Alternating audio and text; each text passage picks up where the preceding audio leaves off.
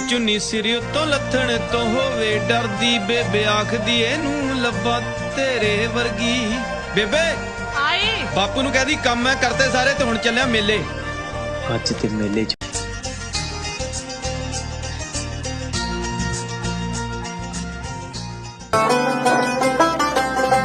ਉਹ ਵੀ ਚੁੰਨੀਆਂ ਨੂੰ ਗੋਟੇ ਲਗਵਾਉਂਦੀ ਹੋਣੀਆਂ, ਤਲੀਆਂ ਤੇ ਮਹਿੰਦੀ ਨਾ ਮੋਰ ਪਾਉਂਦੀ ਹੋਣੀਆਂ।